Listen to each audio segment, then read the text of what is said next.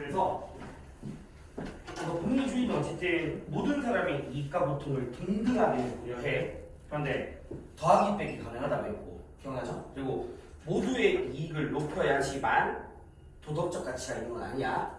맞죠? 누군가한테 마이너스가 되더라도 나머지 사람한테 더 큰 플러스가 되면 정당화 될 수 있는 거고. 그렇다고 해서 그 사람의 고통을 배제한 건 절대 아니고. 알겠지? 그리고 꼭 기억해야 될 게 사회는 개인의 단순한 합의 불가해. 그래서 개인을 넘어서는 사회 이런 건 존재할 수가 없어. 되겠지? 그러면 이제 그 다음 페이지에 벤담이 나오는데 양적 공리주의라는 말을 좀 체크해 놓으세요. 양적 공리주의. 그러니까 벤담은 사실 좀 비판을 받아. 근데 비판을 받는데 이 사람은 흔히 이렇게 생각해. 우리가 예를 들어 뭐 공부하는 거랑 밥 먹는 거를 비교했을 때 아니면 뭐 공부하는 거랑 밥 먹는 걸 비교하면 당연히 공부하는 게 좀 더 질적으로 높다라고 볼 수는 있겠는데 벤담은 그게 아니야. 그냥 모든 쾌락은 질적으로 똑같아. 알겠죠? 그러니까 민한테서 질적으로 수준 높은 쾌락 이런 거 존재하지 않거든. 그럼 모든 쾌락은 다 질적으로는 동일하고 오로지 뭐만 존재하냐면 양적인 차이만 존재하는 거야. 양적인 차이만. 그리고 수량적인 차이만 존재하다 보니까 그 쾌락들을 다 뭐가 가능하냐면 계산이 다 가능하다 보는 사람이야. 양적인 계산이. 이런 사람들을 우리가 벤담이라고 부르거든요. 자, 그래서 바로 밑에 한 번만 더 주셔보자. 이 표현을 좀 알아봐. 이 표현. 알겠죠? 인류를 쾌락과 고통이라는 두 군주의 지배 아래 뒀으니까 뭘 하게 될지, 뭘 해야 할지 전부 다 뭐에 따른다? 쾌락과 고통에 따른다. 알겠죠? 쾌락과 고통에 따르고 그래서 이제 공리주의는 인간이 누구나 본성적으로 저번주에 말씀드렸지만 본성적으로 쾌락을 추구하고 고통을 회피하는데 쾌락이 선이고 고통이 악이라고 이야기했잖아. 맞죠? 그래서 공리주의는 선과 악은 인간의 뭐에 따른다? 경향성에 따르는 거야. 그럼 그게 누구와의 공통점이냐면 흉과의 공통점이에요. 왜냐면 흉도 선과 악이라는 도덕은 인간의 뭐로부터 비롯되니? 공감으로부터 비롯되고 근데 공감은 인간이 가지고 있는 자연적 성향이거든. 알겠지? 그래서 칸트와 달리 흉과 벤담은 공리주의는 자연적 성향이다 라는 걸 좀 기억해 놓으시고 자, 다음에 책 제목도 좀 알아봐. 도덕과 입법의 원리라고 해서 그러면 이제 벤담은요 이 최대다수 최대 행복이라는 게 공리주의 원칙이거든. 가능한 한 많은 사람들이 이익을 높여주는 게 그러면 이 공리주의는 개인의 행위에도 적용이 되어지는데 이 사람은 동시에 국회의원이야. 이 사람이 당시에. 그래서 공리주의는 개인의 행위뿐만 아니라 정부의 정책에도 적용이 되어진다. 이렇게 좀 알고 있어주면 돼. 알겠죠? 개인의 행위, 정부의 정책 모두에 적용되는 거야.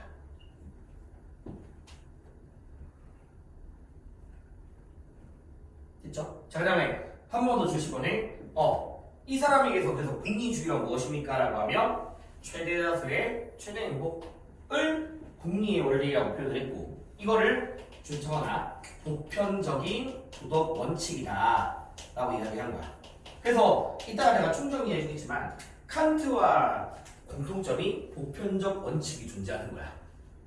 알겠죠? 행위를 판단하는 보편적 원칙이 존재하고 자, 그래서 이제 벤담은요 나의 쾌락뿐만 아니라 나의 행위랑 관련된 당사자들의 행복을 다 고려해서 최대한 전체 행복을 뭐하도록 하라? 높이도록 하라.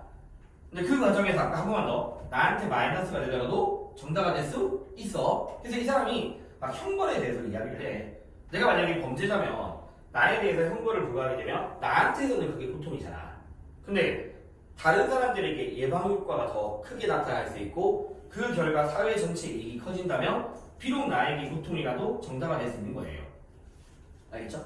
그래서 그런 것들이 벤담의 입장이야. 자, 그 다음에 양적 공리주의 기억하라고 했죠. 양적 공리주의 질적인 차이는 없고 양적인 차이만 있고 그래서 뭐 가능하냐? 모든 쾌락이 다 계산 가능해. 알겠죠? 모든 쾌락이 다 계산 가능해.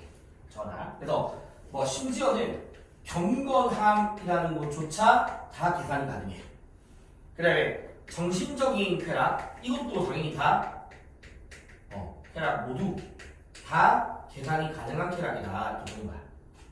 그래서 이제 쾌락을 계산할 수 있는 총 7가지의 기준이 있고 그 7가지를 다 외울 필요까지는 없을 것 같긴 한데 뭐 오른쪽에 내가 적어놨거든. 왼쪽에다가 뭐 얼마나 강한가 이런 것들을 따지는 거야. 그리고 마지막에 범위 정도만 좀 체크를 해라. 범위 정도는. 알겠죠? 그래서 범위라는 게 얼마나 많은 사람들에게 영향을 미치는가까지 다 고려해서 계산을 해야 된다. 그래서 이제 예를 들어서 내가 강사인데 수업 전날에 술을 마실지 수업 준비를 할지에 대해서 일단 벤다면 이거 두 개 같은 쾌락이거든. 질적인 차이가 없는 상태에서 강도, 뭐 지속성 막 이렇게 해보는 거야. 지속성 이런 것들 막 따져보는 거야. 그리고 이제 마지막에 범위까지 고려해가지고 그 행위가 얼마나 많은 사람들에게 영향을 미치는가를 따지는 거야. 알겠죠? 그렇게 해서 뭐 이렇게 해서 전체 합이 만약에 더 크다라고 하면 이걸 해라 이게 이제 벤담 입장인 거야. 이해되니? 이런 게 벤담 입장이야. 그래서 양적 공리주의고. 자 다시 모든 사람의 이익과 쾌락을 공평하게 고려해야 돼. 공평하게 고려하려는 거는 배제하지 마라 이 말이야. 배제하지 마라. 그래서 얘들아 모든 사람의 이익을 공평하고 동등하게 배제하면 안 되는 거니까 누군가의 쾌락에 가중치라는 개념이 있으면 되겠니 안 되겠니? 그런 거 안 되는 거야. 알겠죠? 그런 가중치라는 개념은 없고요. 됐죠? 그래서 인간평등 원리를 통해서 뭐 여성에 대한 차별 대우, 노예제도 이런 것들을 비판했던 거야. 비판했던 거. 됐죠? 요게 이제 벤담이에요. 근데 이제 한계점은 있지. 왜? 질적인 차이를 무시하다 보니까 양만 많으면 돼 이렇게 이야기하다 보니까 배부른 돼지의 철학이라고 좀 비판받기도 한 거야. 좀 앉아있어도 돼. 조금만 있어도 돼. 자, 그 다음에 이제 147페이지 봐봐. 자, 밀은요, 우리가 질적공리주의라고 부르거든. 질적공리주의. 그래서 일단 이 사람이 공리주의니까 벤담의 입장을 그대로 가지고 와. 그대로 가지고 오는데, 양적인 차이 부정하지 않아. 근데 뭐도 있다? 질적인 차이도 있다라고 보는 거야. 알겠죠? 그래서, 그러면 이 사람에게서 쾌락의 양, 그리고 질은 서로 무관해. 양이 많다고 해서 질이 높은 건 아니야. 그리고 양이 많다고 해서 질이 낮은 것도 아니에요. 알겠죠? 그래서 양과 질은 서로 무관하고 뭐 이런 식의 표현이 있어. 양적인 차이를 사소하게 만들 수 있는 질적인 차이도 있다 라고 이야기를 하는 거지. 그럼 이 사람에게서 질적으로 수준 높은 쾌락이 있고 낮은 쾌락이 있는 거거든. 그럼 이제 육체적 쾌락이나 감각적 쾌락은 좀 수준 낮은 쾌락인 거야. 근데 수준 높은 쾌락은 좀 교양 있는 쾌락, 알겠죠? 정신적 쾌락 이런 것들이 전부 다 니한테서 질적으로 수준 높은 쾌락이 되는 거고, 특히 이타심, 다른 사람의 쾌락을 고려하는 이타심 이런 것들도 질적으로 수준 높은 쾌락이 되는 거예요. 이타심과 같은 것들. 그래서 이제 이 사람이 이타심으로부터 비롯된 자기 희생에 대해서도 인정을 해. 자기 희생은 인정을 하는데 또 봐봐. 내가 그랬잖아. 공리주의는 행위 그 자체에 옳고 그름이 존재하는 건 아니거든. 그 행위가 많은 사람들에게 쾌락이 기여할 때 가치가 있는 거란 말이야. 그러니까 자기 희생이 그 자체만으로 가치가 있는가라고 하면 이거는 니한테서 틀린 말인 거야. 알겠죠? 그 자체만으로 가치가 있는 건 아닌 거지. 결과적으로 사회 전체 행복을 높여주는 조건에서 자기 희생 또한 가치가 발생할 수 있다. 알겠죠? 자기 희생 가치가 있을 수 있다. 이런 것들이 이제 미래의 입장이야. 그래서 양과 질은 서로 무관하다라는 걸 좀 알고 있으면 되는 거지. 형태 한 2, 3분만. 됐죠? 그래서 이제 우리 미라면 또 중요한 게 그래서 이 사람이 그런 얘기 하잖아. 일단 이런 거 알고 있었죠. 근데 밑에 한번 봐봐. 그래서 밀은 야, 네가 만약에 정상적인 인간이라면 누구나 질적으로 수준 높은 쾌락을 추구할 거고, 그걸 어떻게 알 수 있냐고 하면 경험을 통해서 알 수 있다는 거야. 경험을 통해서. 알겠죠? 그러면 이제 경험을 많이 못 해본 사람들은 누구의 도움을 받아야 되는 거야. 자기처럼 이런 쾌락의 전문가들한테 도움을 받아서라도 질적으로 수준 높은 쾌락을 선택해야 되는 거야. 질적으로 수준 높은 쾌락을. 되니? 그리고 아까 이타심에 대한 이야기 했던 거고요. 됐죠? 그래서 이제 의의는 뭐냐? 이 사람은 특히 뭘 강조하냐면 예를 들어서 이런 거야. 아까 제가 벤답은 강사가 수업 전날에 술 먹는지 수업 준비하는지를 다 계산을 해봐야 되거든. 근데 미를 야 네가 정상적인 사람이라면 당연히 수업 준비하는 게 더 질적으로 수준 필요하니까 개인에 맡겨라 이걸 되게 강조해. 그래서 이 밀 자체가 되게 대표적인 자유주의자거든. 되게 자유를 강조해. 인간의 자유를. 국가의 강제 개입을 최소화하고 개인의 자유를 최대한 보장하고 했던 사람이야. 그래서 줄쳐먹잖아. 피해주지 않는 한에서 개인의 자유를 최대한 보장하라. 그래서 이걸 통해서 여성에 대한 차별 이런 것들 되게 비판하는 거야. 알겠죠? 근데 이제 너무 엘리트주의다라는 비판도 있기도 하는 거지. 너무 엘리트주의다. 됐죠? 네, 그래서 이제 148페이지에 보면 요 아까 이제 횡단 말고 밑에 보시면 미래질적 공리주의에서 알겠죠? 미래질적 공리주의에서 양 이외의 질도 고려하라. 맞죠? 그래서 미리 나올 거면 바람직한 거 이런 얘기 써. 바람직한 쾌락, 질적으로 수준적인 쾌락 이런 말 했어. 일반적인 공리주의 그래야 된다 하면 되는데 이런 표현들이 나오면 미래 입장인 거지. 그리고 미는 당연히 얘들아 봐봐. 두 가지 쾌락을 경험한 사람들이 특정한 쾌락, 뭐 질적으로 수준높은 쾌락을 선호한다는 것은 뭐와 상관없다? 칸트와 같이 도덕적 의무감과는 상관이 없는 거예요. 뭘 해야 하니까 이게 아니잖아. 맞죠? 자, 그 다음에 요 표현 좀 많이 물어봐. 만족한 돼지보다 이거 알죠? 불만족하는 인간이 더 바람직하고. 그럼 이 사람은 이걸 가지고서 뭘 모르겠으면 만족과 행복은 서로 별개다 이렇게 보는 사람이거든. 그러면 다시 말하면 만족감이 크면 항상 행복이 보장된다라고 하면 맞는 이 틀린 말인 거지. 만족하는 바보보다는 불만족하는 소크라테스가 더 바람직한 거니까 만족감이 큰 게 행복 보장으로 이어진다라고 하면 틀린 말이야. 알겠죠? 그래서 미는 때로는 판단 능력이 낮은 사람들은 만족감을 높이는 선택을 할 수도 있지만 그게 바람직한 쾌락은 아니다라고 이야기했던 거예요. 대인이 바람직한 쾌락은 아니다. 자, 이제 마지막으로 에피쿠로스랑 이제 많이 비교가 돼. 에피쿠로스가 안 나가는 사람들이지만 봐봐. 에피쿠로스랑 미래의 공통점은 이 둘의 공통점이 벤담과 달리 쾌락에서의 질적 차이를 인정하는 거야. 알겠죠? 그래서 육체적이거나 감각적 쾌락보다는 정신적 쾌락이 더 낫다. 이런 것들은 너희 이상하게 돼 있지. 아, 너희 이렇게 돼 있구나. 너희는 벤담이 돼. 이렇게 너희 교재로 할게. 이렇게 돼 있으면 얘들아 봐봐. 에피쿠로스랑 밀이 아까 말씀드린 뭐에 있다? 쾌락의 질적인 차이가 있다. 벤담은 없잖아 그런 거. 자, 그 다음에 세 명 전부 다 쾌락이 선이고 고통이 악이라는 당연히 무슨 주의자다? 쾌락주의자야. 알겠죠? 쾌락주의자고.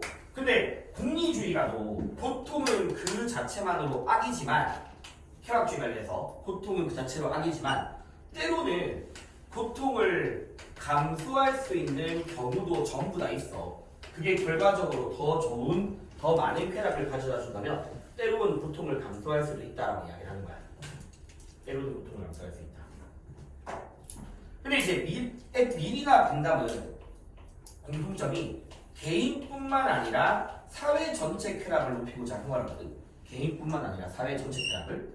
근데 에피쿠로스는 사회 전체 쾌락이 아닌 오로지 개인의 쾌락만을 추구한 사람이니까.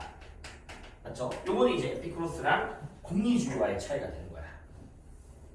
그래서 이런 것들까지 좀 같이 기억하면 되고. 그다음 149페이지에 현대공리주의자로서 규칙공리주의가 있는데 기존에 있던 벤담이랑 밀을 우리가 보통 뭐라고 하냐면 행위공리주의라고 부르거든. 벤담이나 밀을. 그러면 행위공리주의는 뭐냐면 그 최대다수 최대 행복을 개별 행위에다가 적용을 시켜서 더 많은 이익을 가져다 주는 걸 다 계산하는 거야. 근데 문제는 뭐냐면 100명 정도야 계산이 가능하지만 대한민국 전체의 쾌락을 한 명 한 명 다 계산할 수 없잖아. 그러니까 유용성 계산하기가 어렵다라는 한계가 있는 거고요. 그럼 아까 말씀드렸듯이 누군가한테 마이너스라도 나머지 사람에게 더 큰 플러스가 된다면 정당화 될 수 있고 개별 행위에 초점을 맞추다 보니까 그럼 쉽게 말하면 사람 죽이는 것도 사람을 죽이더라도 다른 사람한테 더 많은 이익을 준다면 정당화 될 수 있다 이렇게 갈 수 있으니까 도덕적 상식에 어긋나는 행동마저도 정당화시킬 문제가 있는 거지. 알겠죠? 그래서 이런 문제점을 보완하려고 등장한 게 규칙공리주의거든. 그래서 규칙공리주의는 최대다수 최대행복이라는 공리주의 원칙을 행위가 아니라 규칙에 따라서 적용한대. 이게 뭔 얘기냐면 봐봐. 너희가 이렇게 생각하면 돼. 상식적으로 내가 너희들한테 거짓말 하는 거랑 거짓말 안 하는 것 중에서 뭐가 더 사회 전체에게 기여하냐라고 하면 도덕적 상식에 따르면 거짓말 안 하는 거라고 이야기할 거라고. 그래서 규칙공리주의는 그 도덕적 직관으로부터, 알겠죠? 도덕적 직관에 따라서 사회 전체에 유익할 수 있는 뭘 만들자? 규칙을 먼저 만들자. 왜냐면 개별적인 행위를 다 판단하게 되면 거짓말을 누구나 안 하는 것도 정당화될 수 있고 거짓말 하는 것도 정당화될 수 있고 사람마다 다 다르잖아. 그러니까 직관에 따라서 유익한 규칙을 먼저 만들고, 그럼 이제 거짓말하지 않는 게 규칙이라면 그거의 일치 여부만 판단하면 된다는 거야. 그럼 훨씬 더 개별 행위를 하나하나 판단해야 되는 공리주의보다는 좀 더 계산하기도 쉬운 거고, 애초에 규칙 자체가 직관에 따라서 만들어지는 거니까 직관에도 부합할 수 있는 거고. 알겠죠? 이런 것들이 규칙 공리주의의 입장이야. 이게 다야.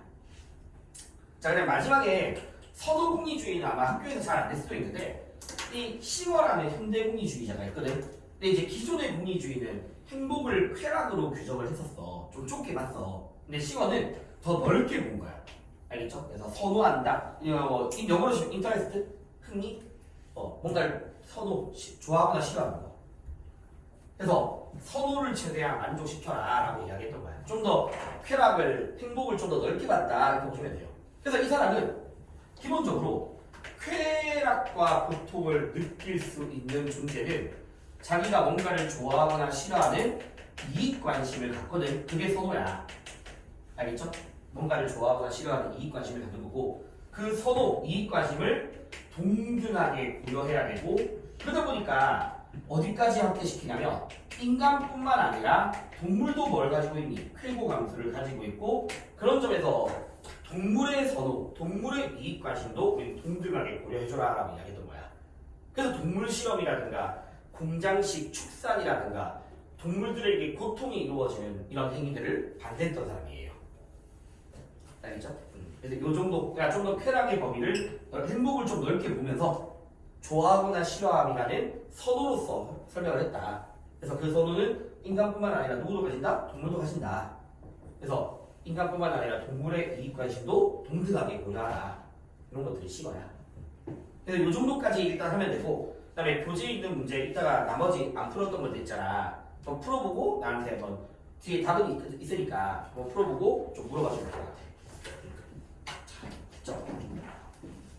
자, 이제 우리 좀 복습을 해.